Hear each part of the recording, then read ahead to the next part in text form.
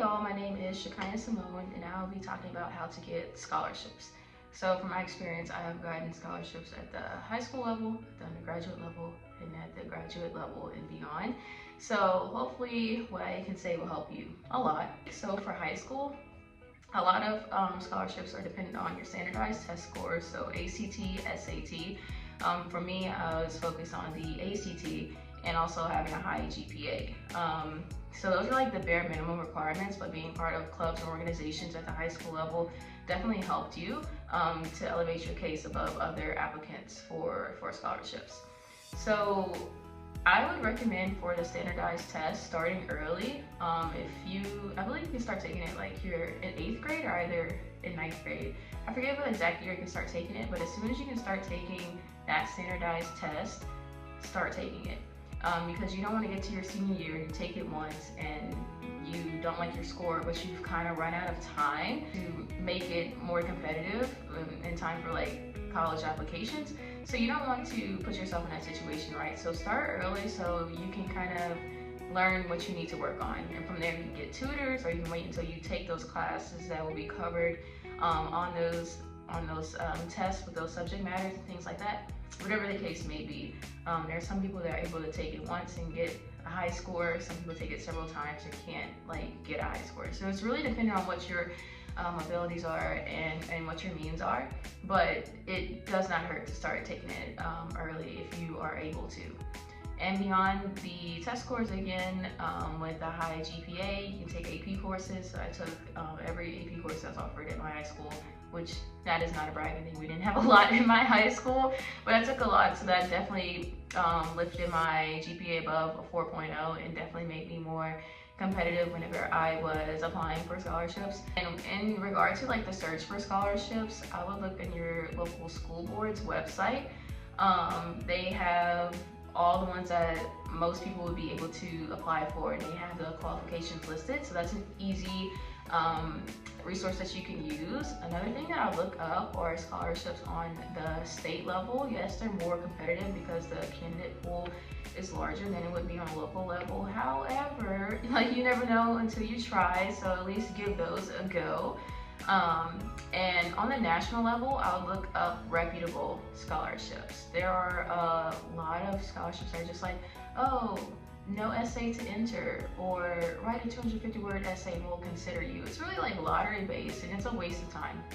It's a waste of time. I do not recommend doing scholarships like that. I mean, if you want to each their own, but your odds are more favorable if you focus on the level, then go to state, and then go to reputable national scholarships for consideration. Like, there are always scholarships that you can apply for, and there are others that are just given to you based on merit, and I find that that's happened to me a lot. I didn't actually apply for one, it was just kind of like given to me because of my accomplishments and things like that. So another thing that I recommend whenever you're doing scholarships for seniors in high school, that's usually your senior year of high school is usually whenever you're able to start applying to scholarships for undergrad, right? But just because you can't apply into them doesn't mean you can't start looking at scholarships beforehand. Like, as mentioned with the ACT, SAT prep early on, also look at different scholarships that you'll be able to apply for whenever you're a senior. But as you go through those years of high school, start working on that, because there might be certain stipulations, like you need a certain amount of volunteer hours, you need to be a part of this club, you need to be part of this society, you need to maintain this GPA, you need to take this many AP courses. Whatever the requirements may be, you won't be going in blind. And like, I'd hate for you to like get into your senior high school, you're ready to apply, and like maybe you miss one of the like basic bare minimum requirements because you weren't part of this club, or you didn't take this course, whatever the case may be. You know, you want to give yourself the best shot possible and the widest pool possible to get as much financial aid as possible. For high school, I definitely stress just maintaining the highest GPA, being a part of whatever extracurriculars that you can be a part of, and getting a high ACT score. A lot of times just having a high GPA, having a high SAT, ACT score, that's enough. That's you. And again, speaking from experience, that's usually enough. And you'll have scholarships thrown at you, you have a lot more offered to you, and you'll be more confident when you're applying because you have like the highest qualifications that you can, which helps you stand out among other applicants. For undergrad, again with the undergraduate scholarships, I got the most of them whenever I entered into college. So that's why I was like, high school really sets a foundation for you for the long term. Because of what I did in high school, because of what I accomplished, and all these other good things, I did not take out a single loan in my undergraduate education. I laid that strong foundation for myself in high school, where I was heavily involved, that I was a high achiever, and that I got these high scores, that I had this high GPA. So it's really, really important to hone in on your academic skills and things like that whenever you can in high school. So like I said, it really sets the tone for your later progression through your other academic pursuits. There are academic scholarships that are school specific that you're applying to and things like that. Again, like if you have a high GPA, if you have a high standardized test score, they'll like throw it at you. You automatically qualify. You don't need to do anything extra. They're on their sites. It can get overwhelming for college sites to look at their external scholarships because there are a lot. And also there are scholarships that aren't published. I found that out whenever I get offered different things. I'm like, oh, like whenever I looked it up, I didn't find it. And it's like kind of like, exactly. You know, some things are like gatekept, some things aren't well like publicized. And I guess that's the intention. But again, it's just like if you go forth with like a strong resume and a lot of accomplishments, those opportunities will come to you. Graduate scholarships, I will say there are not a lot of options for scholarships for graduate school, which was surprising to find out whenever you go from like high school and it's like they're literally being thrown at you and things like that. Whenever you're an undergrad, you know, you're entering, you get all this aid because of that strong foundation you laid in high school. You know, you maintain a good, even great GPA in undergrad, and you might expect the same thing to happen to you whenever you transition from undergrad to graduate school, and that's just not the case a lot of times. Don't get me wrong, there are certain like research-based graduate programs, usually PhDs, that are paid for. It's just really dependent on where you go and what you want to study. But just speaking from like my experience, I was very surprised. And I'm like, I'm doing the same things, if not more, that I did whenever I was in high school. And like that set me up for success for my 3 years of undergrad. Now that I'm like ready to apply for graduate school, I'm like, where is it? So that was kind of, it was different. It was definitely an adjustment, acclimating to that. But for the scholarships that are available, yeah, they're merit-based, but a lot of them, that's where they're even more dependent on the organizations that you're a part of. A lot of things is like you have to be a member of this org for a certain amount of time to be considered, and things like that. That's why I mentioned, like, if you know where you want to be for the next step, even if you aren't ready to apply for it yet, look at the qualifications to make sure that you meet those qualifications to get yourself in the best position as possible whenever you are applying for and speaking from experience, if I could like go back and do certain things, I'd look at those requirements, those scholarship requirements specifically. But even then, I did get some merit-based aid and things like that. Definitely not as much as I did in undergrad, but it was still something. So if you do plan on pursuing your education beyond an undergraduate level, yes, your grades are still important. I feel like it's not as high as it was in high school, where high school was usually like 4.0 and above, right? And I had that above the 4.0, right? But I graduated from undergrad with like around a 3.5 GPA and things like that. So, but I was like heavily involved. So that's why I'm like, for a lot of the applications, yeah, it was somewhat apparent in high school, but definitely as you progress, your extracurriculars are very heavily taken into consideration because they want well-rounded people, which is hard. Definitely coming from a STEM background, it's just like, okay, I'm studying, I'm like maintaining, you know, a competitive GPA. I'm doing my best to survive my classes. Now you want me to do extra things? They want to know that you are more than just this one thing, and that you have real world experience, which can be hard to come by. But that's what's taken into consideration for scholarships on that level for the most part. And beyond the graduate level, let's see, for my vet school application and things like that, yes, there are scholarships that are available. Again, not as many as there was on the high school level, and some of the scholarships are stipulated by what year you're in. Again, what organizations you're a part of plays into that, and beyond that, what your interest is plays into that. So if you want to be like a small animal vet, there are scholarships just for that. If you want to be a large animal vet, there are scholarships just for that. If you want to be equine, so on and so forth. And so that's like, again, it's just like, if you know what you want to do before you're able to get into it, or before you are actually into the nitty-gritty of that program, look up different qualifications for different scholarships and things like that, which can be overwhelming. Let's say when you start vet school, it's like, yeah, you want to be a vet, but you don't know what kind of vet you want to be, and then you have these scholarships that like kind of require you to know what you want to be ahead of time. So it is a lot to take into consideration. As I mentioned, that even like with those scholarships, there aren't a lot available and things like that, and it can get stressful at times. I find that scholarships on the graduate level, they are pretty vague about their requirements. High school, I feel like there are so many bullet points, like do this, do that. Like, it's easy. You can go down, you can like check it off the list, it's fine. But for the graduate level, it's like whenever you apply, they want like a snippet as to like why you're qualified for it. But for the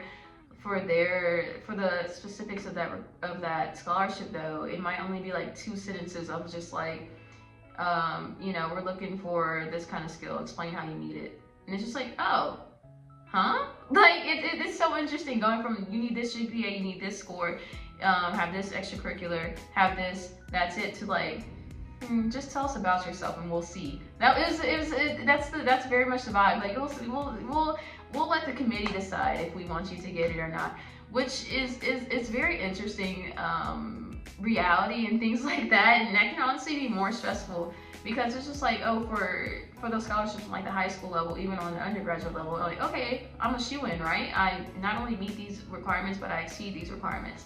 And even on the graduate level, it's just like, I don't really know what you're looking for, and things like that. And I find like the application process as a whole for graduate school is just like kind of vague in that way.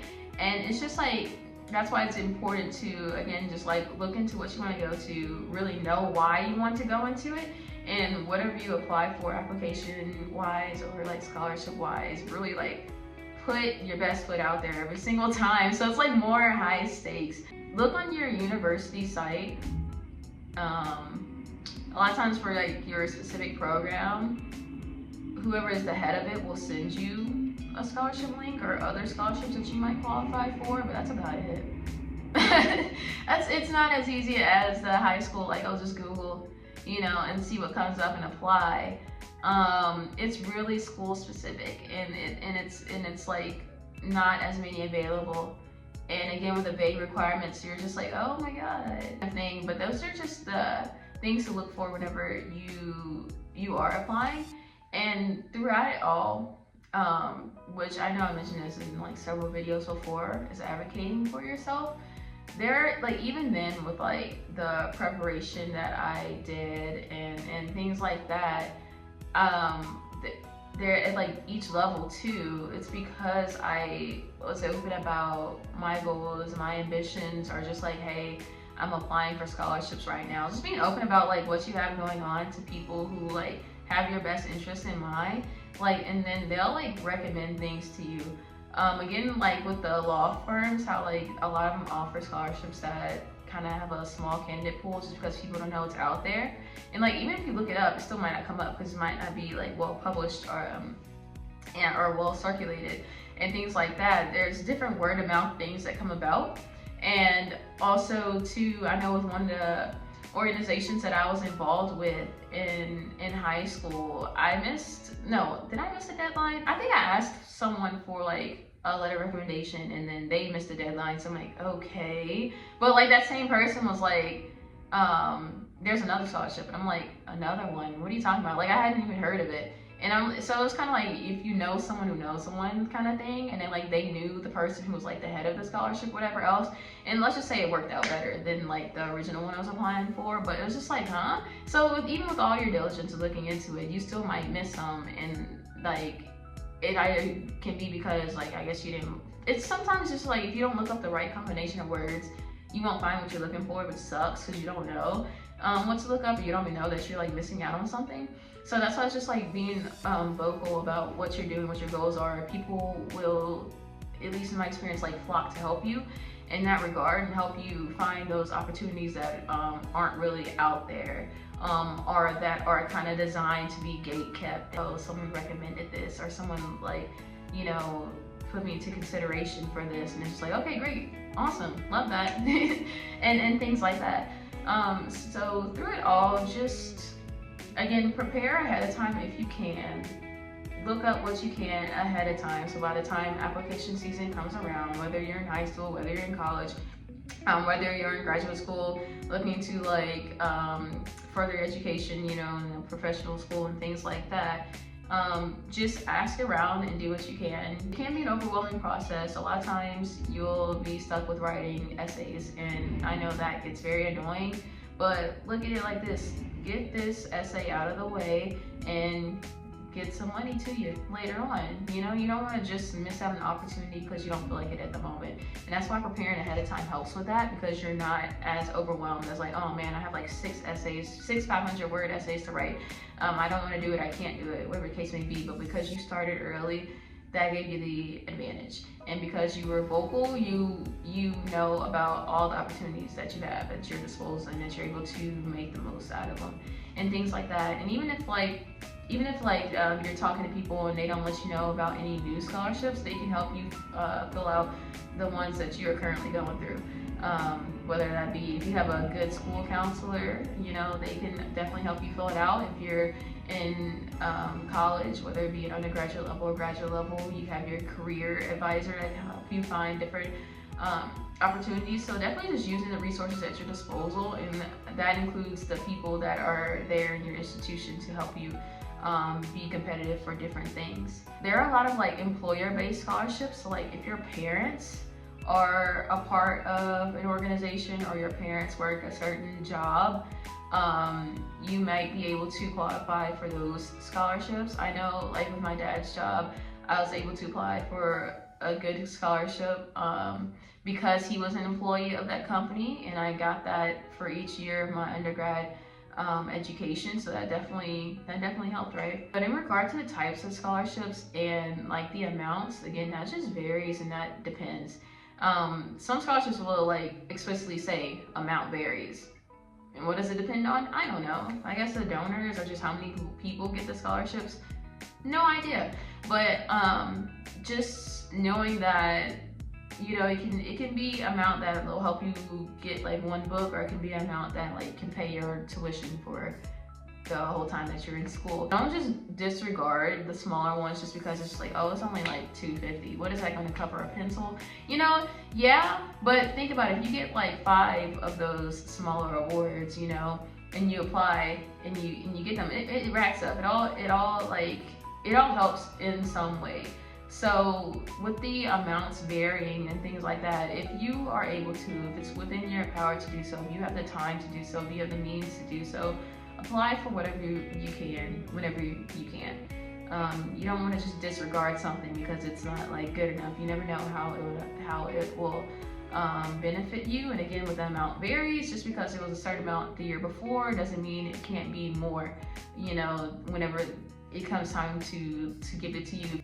There's another option that you can do whenever you're in college. It's work study, which I didn't do work study, so I don't know the exact qualifications for it, but it is an option that I know some people definitely did, and it paid like part of their tuition and like gave them some extra money. It might be a stipend, different things like that. So let's say that you don't get a lot of scholarships, or even if you do get a lot of scholarships, if you want to do work study, there's another option to help you like graduate with as little to no debt. Another thing that you can do in school to help pay for your school, at least at my school at LSU, if you're a resident assistant, like they'll pay for your room and board. So that definitely helped, you know? So take that into consideration. There are certain roles like work study, being a resident assistant, things like that. Or if you do research at the undergraduate or graduate level, you might have the opportunity to have part, if not all, of your school paid for.